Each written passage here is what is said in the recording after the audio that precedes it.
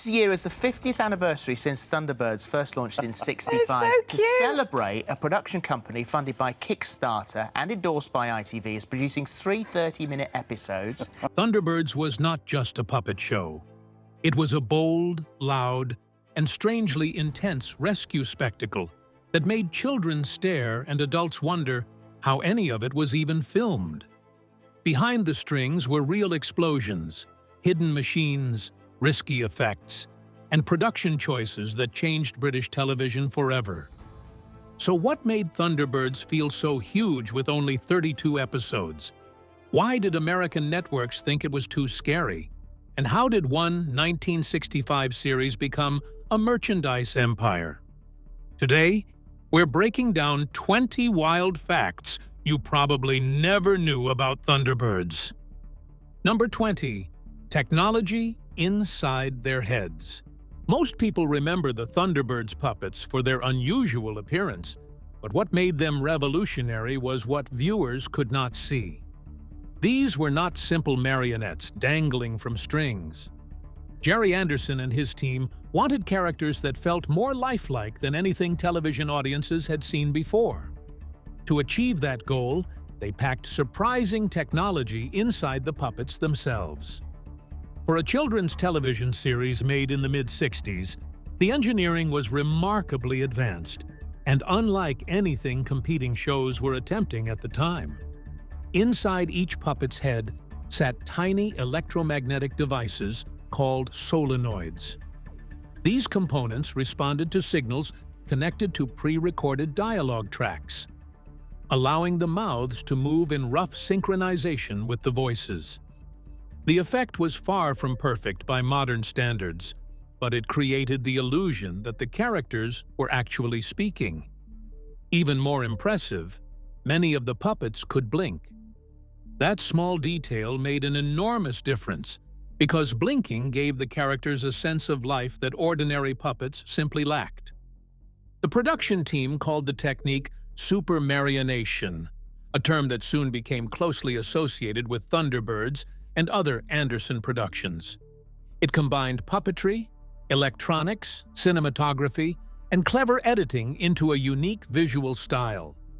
The result was a show that looked decades ahead of its time. And once the puppets could come alive, the show needed launch scenes that felt just as alive. Number 19. Launches built for suspense. Most television shows treat vehicle departures as simple transitions. A hero gets in, the machine takes off, and the story moves on. Thunderbirds did the exact opposite. The launch sequences were not interruptions between scenes. They were major events designed to generate excitement before the rescue even began. In many episodes, audiences eagerly anticipated the launches almost as much as the missions themselves. The production team understood something important. Anticipation can be just as thrilling as action. Every Thunderbird had its own carefully choreographed departure. Thunderbird 1 blasted upward from beneath a swimming pool that dramatically slid away to reveal the launch shaft below. Thunderbird 2 rolled toward its runway, while rows of palm trees folded flat into the ground to clear its path. These moments were not rushed. Cameras lingered on every mechanical movement, every opening door, and every shifting platform. The result made the vehicles feel enormous, powerful, and incredibly important. What makes these sequences remarkable is that they were created using miniature models and practical engineering. The machinery actually moved, doors opened, tracks shifted, and launch systems operated with convincing realism. Viewers were given time to absorb every detail before the rescue began. That deliberate pacing transformed simple departures into unforgettable spectacles. Number 18. Tracy Island's Dream Base. Few fictional locations ever managed to snag people's imaginations like Tracy Island, honestly. A lot of television heroes, they ran from grim headquarters or got tucked away in secret underground bunkers. But the Tracy family somehow lived in what looked like a tropical paradise. The whole place seemed so bright and calm, with crystal blue waters around it, thick greenery everywhere, and scenery that felt too pretty to be real. It came off like some billionaire's private vacation escape, not the actual hub of a worldwide rescue outfit. That weird mismatch, it was kinda the hook. You got this feeling it was luxurious, quiet, and fully cut off from whatever mess the outside world was dealing with. Still, though, the real magic wasn't really out in the open. It was under the island, tucked out of sight. There were launch shafts, underground hangars, command centers, communication systems, plus all that advanced rescue tech. Thunderbird 1, for example, didn't just depart. It launched from beneath a swimming pool. Thunderbird 2 then slipped out from a disguised runway, hidden right among palm trees. Big engineering systems were camouflaged so carefully that visitors would never think, for even a second, that they were basically standing over one of the most advanced rescue facilities anyone could build. Every little corner felt like it was holding another hush-hush clue, waiting to be uncovered. Tracy Island wasn't only scenery, it turned into a character in its own sort of way. The island seemed to echo the Tracy family's unity, their wealth, and their commitment to helping people. For viewers, it was the dream home, the final version. Kids pictured wandering through tunnels and launch areas, while adults just admired the futuristic design, like it was normal. The fantasy stuck around, and honestly, it was hard to resist. Number 17, named after astronauts. At first glance, the names of the Tracy brothers sound like strong, memorable choices for futuristic heroes. Scott, Virgil, Alan, Gordon, and John fit perfectly within the world of Thunderbirds. However, these names were not selected by accident. Jerry Anderson deliberately connected his fictional rescue family to some of the most celebrated figures of the 60s. Hidden within the cast was a tribute that many younger viewers never noticed, but older audiences immediately recognized. The 5 Tracy brothers were named after members of NASA's Mercury 7 program, America's first group of astronauts. Scott Tracy honored Scott Carpenter. Alan Tracy referenced Alan Shepard. Gordon Tracy was inspired by Gordon Cooper. John Tracy paid tribute to John Glenn. Virgil Tracy was named after Virgil Grissom, whose first name was actually Gus, but whose middle name fit the naming pattern better. During the 60s, these astronauts were household names and symbols of courage, exploration, and technological progress. The timing made the connection especially powerful. Thunderbirds premiered while the space race was still unfolding. Humans had not yet landed on the moon, and every new mission captured worldwide attention. By linking his characters to real astronauts, Anderson grounded his futuristic world in contemporary events. Children simply saw exciting heroes with cool names. Adults recognized a respectful salute to real pioneers risking their lives to push humanity forward. Number 16. The Hood was family. Lots of classic kids' shows have villains who are kinda there just to cause trouble, but Thunderbirds sort of did something different and gave its main antagonist a more personal tie to the heroes. The Hood wasn't only some shadowy criminal trying to nick advanced tech. Behind the big action scenes, there was this family link, and it brings in this unexpected emotional gravity, almost like it changes what you think the stakes are. It turned him from a run-of-the-mill villain into someone whose choices drag consequences along for basically everyone. See, the Hood was the half-brother of Kyrano, who was that loyal servant and trusted companion for the Tracy family. While Kyrano devoted himself to helping international rescue, his brother wanted to use the whole operation for his own advantage.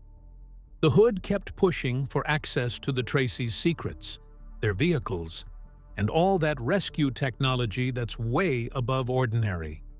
And to do it, he would lean on hypnotic abilities and mental tricks, influencing Kyrano from far away. So Kyrano gets stuck in this impossible spot, torn between those blood ties and the loyalty he had to the people he respected and really counted on. Because of that relationship, the conflict feels a lot more heavy than the usual heroes versus villains situation.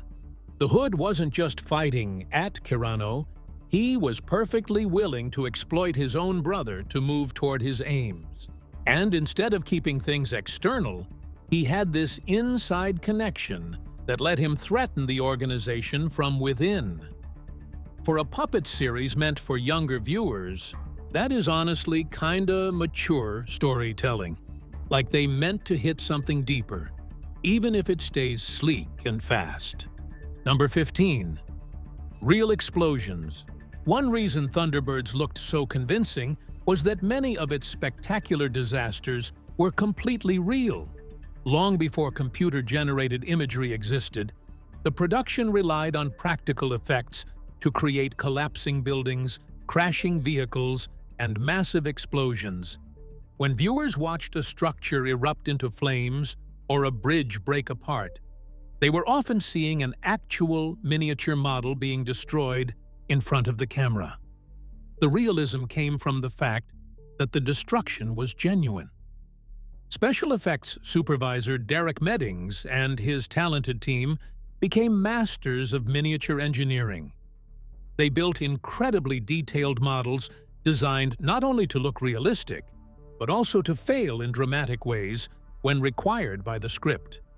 Explosives, compressed air systems, and carefully planned pyrotechnics were used to create huge blasts on a small scale. Because fire and smoke behave naturally, these miniature explosions often appeared surprisingly realistic when filmed properly. The results gave Thunderbirds a level of visual excitement that stood out from many other television productions of its era. The pressure behind every effect was enormous. There were no computers available to fix mistakes later. If an explosion failed, the model might already be destroyed, making a second attempt difficult or impossible. Each sequence required careful planning and precise execution. That commitment to practical effects helped define the series. Number 14. Episodes doubled mid-production. When Thunderbirds entered production, the series was originally designed as a standard half-hour television program. The plan called for episodes running roughly 25 minutes, a common format for children's television during the mid-60s. Writers, directors, and production crews built their schedules around that structure. Sets were constructed, scripts were completed, and filming was already underway. Then, a single decision changed the future of the series almost overnight. After watching the first completed episodes, television executive Lou Grade immediately recognized that Thunderbirds had far greater potential than an ordinary children's show. Impressed by the visual effects, storytelling, and production quality, he believed the series could succeed internationally if given more room to breathe. Instead of keeping the original format, he ordered the episodes expanded to approximately 50 minutes. Just like that, the show's running time doubled. The budget increased as well, but so did the workload facing everyone involved in production. The decision created controlled chaos behind the scenes. Episodes that were already finished suddenly needed additional material.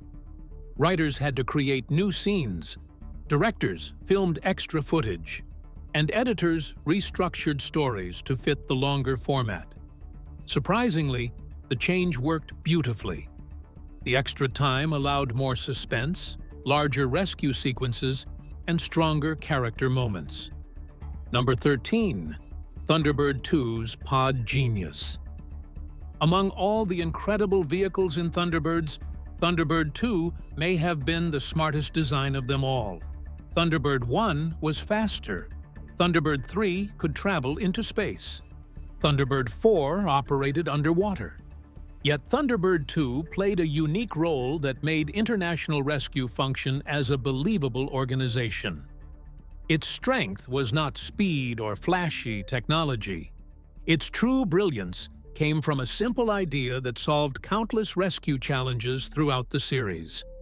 The massive green transport craft featured an interchangeable pod system mounted beneath its fuselage. Instead of carrying the same equipment on every mission, Thunderbird 2 could transport specialized cargo pods tailored to specific emergencies. One mission might require heavy excavation machinery for a mining disaster. Another could demand advanced medical equipment, fire suppression tools, or underwater rescue vehicles. Thunderbird 4 itself was often carried inside one of these pods. This modular design meant the aircraft could adapt quickly to almost any crisis imaginable. The pod system added a layer of realism that many adventure series lacked. International rescue did not rely on a single miracle machine that solved every problem. Instead, the organization prepared for different scenarios using the right tools for each situation. The concept felt logical, efficient, and surprisingly realistic. It also gave writers endless possibilities when creating new disasters and rescue missions. Number 12. Lady Penelope's real inspiration. Few characters from Thunderbirds became as iconic as Lady Penelope. Surrounded by rockets, rescue vehicles, and daring missions, she managed to stand out through personality alone. Elegant, intelligent, and endlessly confident, Lady Penelope brought a different kind of heroism to the series. She did not command spacecraft or operate heavy machinery. Instead, she relied on wit, charm, social influence, and sharp instincts. That unique combination helped make her one of the most beloved characters in the entire Thunderbirds universe. What many viewers never realized is that Lady Penelope was closely connected to one of the show's creators. The character was voiced by Sylvia Anderson, who co-created Thunderbirds alongside Jerry Anderson. Sylvia did far more than provide the voice. Lady Penelope's appearance, mannerisms, elegance, and sophisticated personality were deliberately inspired by Sylvia herself.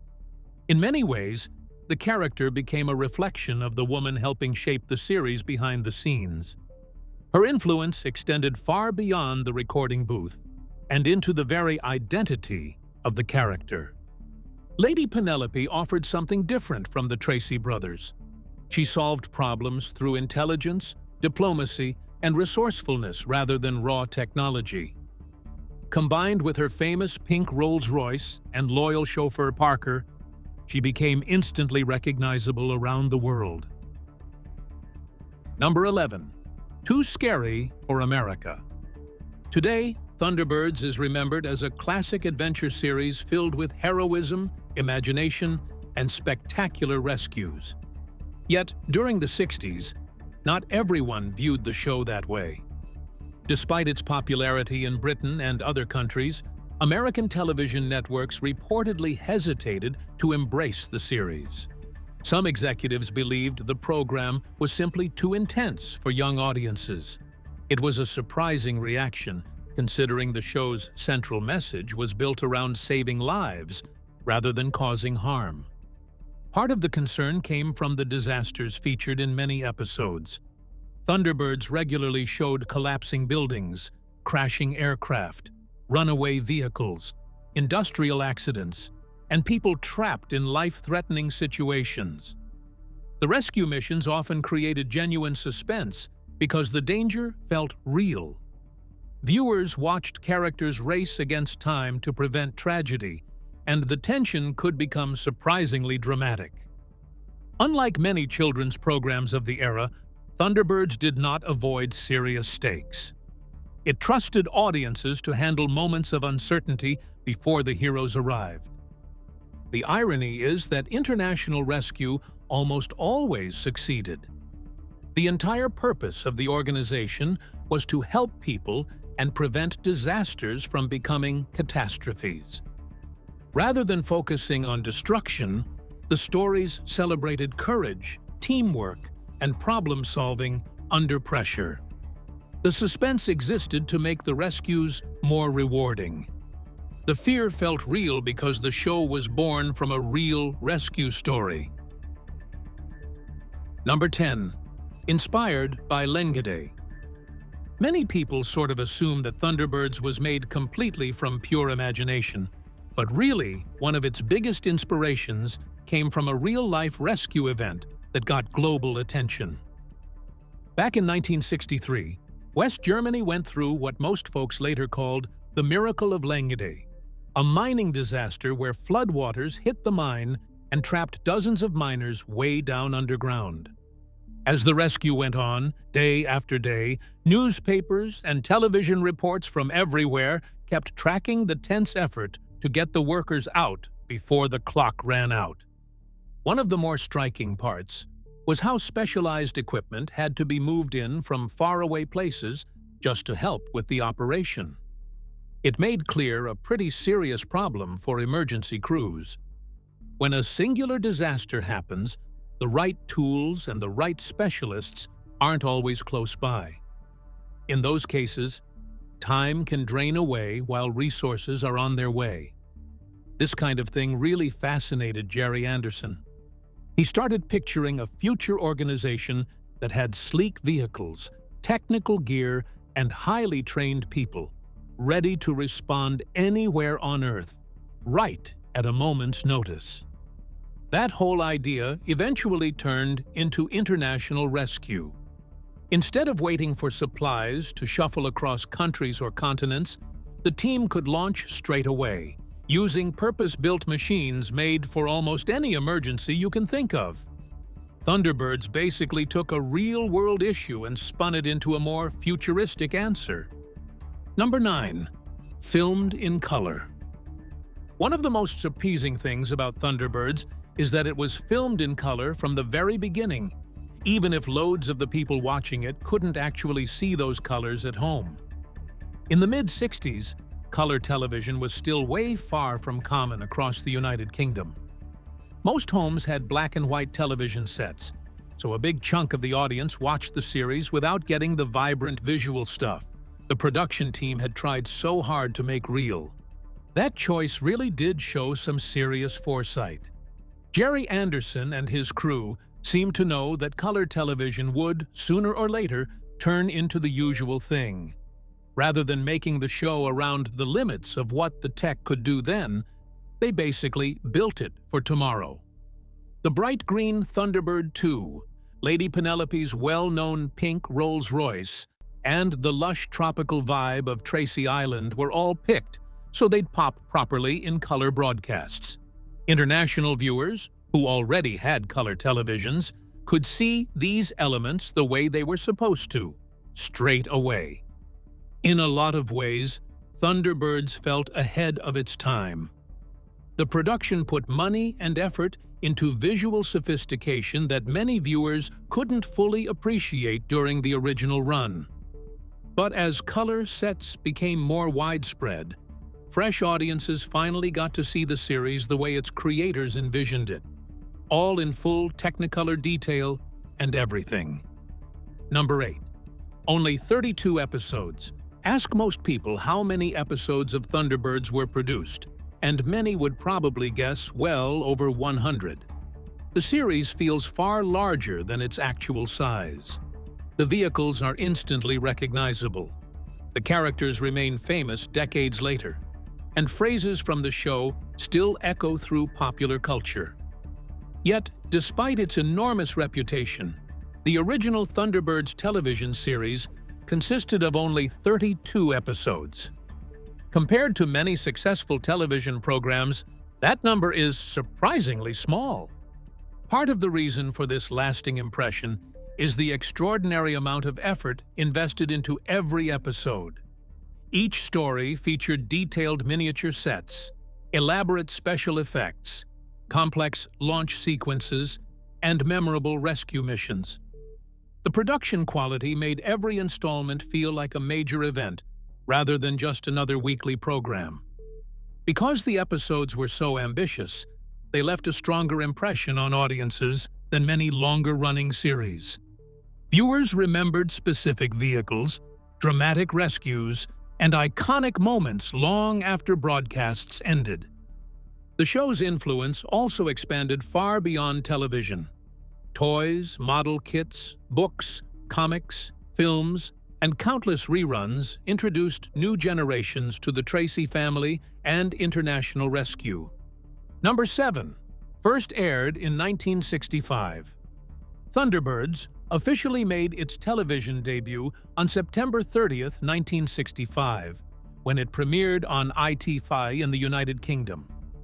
At first glance, that date might seem like a straightforward little fragment of television history, but in truth, it put the series at just the right moment to snag the curiosity of a whole generation, and honestly, it all felt slightly inevitable. The world was shifting fast, technology was sprinting ahead at an astonishing pace, and people's interest in the what's next kind of future had rarely been so strong. In the mid-60s, the space race pretty much set the tone. The United States and the Soviet Union were locked in competition, chasing milestones in space exploration, and every mission that worked got splashed across newspapers and broadcasts. Humans hadn't landed on the moon yet.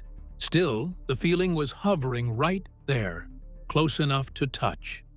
Against that background, Thunderbirds rolled in with futuristic cars, advanced gadgets, and a worldwide rescue organization that could show up anywhere on Earth. It seemed credible because real science and engineering were already moving, in a way that made the impossible feel less distant than before. Television was changing too. Producers were testing bold ideas, bigger budgets, and storytelling that felt more polished, more layered, you know. Thunderbirds fit right into that vibe. It mixed science fiction, action, adventure, and some surprisingly inventive special effects, in a manner that very few programs had managed before. Number 6. AP Films created it. Before Thunderbirds became a worldwide phenomenon, it was created by a company that many modern viewers have never heard of. The series was produced by AP Films, a British production company that played a major role in shaping the unique style associated with Gerry Anderson's television projects. While the name may not be as famous today as Thunderbirds itself, AP Films was responsible for developing the techniques, talent, and production methods that made the series possible. The company was led by Gerry Anderson and Sylvia Anderson, a creative partnership that influenced nearly every aspect of the show. Gerry focused heavily on production, storytelling, and technical innovation, while Sylvia contributed as a writer, producer, voice performer, and creative force behind many of the series' most memorable elements. Together, they pushed television production far beyond what audiences expected from a puppet-based program. Their ambition helped transform Thunderbirds into something much larger than a typical children's series. As the company expanded and its productions became more sophisticated, AP Films underwent a significant change. It eventually adopted the name Century 21 Productions, a title that reflected its futuristic image and growing reputation. The new name became closely associated with Thunderbirds and other Anderson creations. Number 5. Filmed in pairs. Producing Thunderbirds was far more complicated than creating an ordinary television series. Every episode required puppet performances, miniature vehicles, elaborate special effects, detailed sets, and carefully planned action sequences. As the show's ambitions grew, the workload became so enormous that a traditional production schedule simply could not keep up. The team needed a way to create episodes faster without sacrificing the quality that had made the series stand out from other programs of the era. To solve the problem, the production adopted an unusual strategy. Episodes were often filmed in pairs using separate crews working simultaneously on different sound stages. While one team focused on puppet scenes and dialogue sequences, another crew could be building miniature sets, preparing special effects, or filming action material for a different episode. This approach allowed multiple parts of the production process to move forward at the same time, rather than waiting for one stage of filming to finish before another could begin. Number 4. Replaceable puppet heads. One of the biggest challenges facing the Thunderbirds production team was making the puppets look emotionally believable. Unlike human actors, the marionettes can have limited movement, and they can't naturally show that wide range of facial expressions. Jerry Anderson's team seemed to know, and well, the audience would connect more if the characters looked like they could react to what happens on screen. So, instead of just leaving it as it was, the creators came up with a sort of clever solution. It added more of a lived-in personality and emotional weight to the cast. A lot of the main puppets were built with interchangeable heads or face components that could be swapped around depending on the scene. Basically, different versions were made for neutral looks, smiling, frowning, and even blinking. If a character needed to seem concerned, happy, determined, or surprised, the production crew could swap in the right parts before filming. Sure, it took extra prep time, but it also let the characters be far more expressive than older-style marionettes. You know, the kind that just stay fixed. Number 3. Lady Penelope's human hair. Lady Penelope was always designed to stand apart from the rest of the Thunderbirds cast. She represented elegance, sophistication, and upper-class charm, and the production team wanted every detail of her appearance to reflect those qualities. While most viewers focused on her fashionable wardrobe, graceful mannerisms, and famous pink Rolls-Royce, another detail quietly contributed to her distinctive look.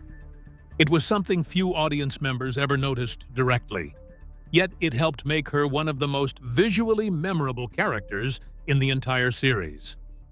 According to long-standing reports from the production, Lady Penelope's puppet was fitted with human hair, while many other puppets used wigs made from mohair. Mohair, which comes from the Angora goat, was commonly used because it was durable and worked well for miniature figures. Human hair, however, offered a softer and more natural appearance.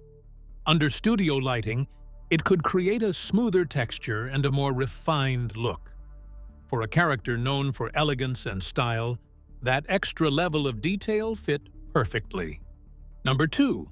Derek Meddings's film legacy. When people think about Thunderbirds, they often remember the rockets, rescue vehicles, and spectacular disasters. Behind many of those unforgettable visuals stood Derek Meddings, one of the most talented special effects artists of his generation. His work helped transform Thunderbirds from a simple puppet series into a production that felt far larger and more ambitious than television audiences expected in the 60s. The miniature explosions, vehicle launches, and rescue sequences that amazed viewers were often the result of his creativity and technical skill. Meddings became a master of practical effects at a time when computer-generated imagery did not exist. He and his team built detailed miniature models, engineered convincing explosions, and developed innovative filming techniques that made small objects appear massive on screen. His ability to create realistic action sequences gave Thunderbirds much of its visual identity. The show's success also helped establish his reputation within the entertainment industry, opening doors to even larger projects in the years that followed. Yet the wildest part is that Thunderbirds did not just become a show. It became a business machine. Number 1. Merchandise giant. Thunderbirds did not remain confined to television for very long. As the series grew in popularity, it quickly expanded into one of the most successful merchandising phenomena of its era. What began as a television program about a futuristic rescue organization soon evolved into a brand that reached far beyond the screen. Children wanted to own the vehicles, recreate the missions, and bring the world of international rescue into their homes. Manufacturers were more than happy to meet that demand. A huge range of products followed. Toy versions of Thunderbird 1, Thunderbird 2, and other vehicles appeared on store shelves. Model kits allowed fans to build their own miniature fleets. Books expanded the adventures, while comics introduced new stories featuring familiar characters. Posters, games, clothing, and countless other tie-in products helped keep the franchise visible, even when new episodes were no longer being produced. For many fans, these items became just as important as the television series itself. Thunderbirds proved that a puppet show could feel huge, tense, stylish, and unforgettable. From hidden solenoids to real explosions, from Tracy Island to Lady Penelope, every detail was built with serious craft. Which fact surprised you the most? Comment below, like this video, subscribe for more classic TV stories, and watch the next video shown on the screen.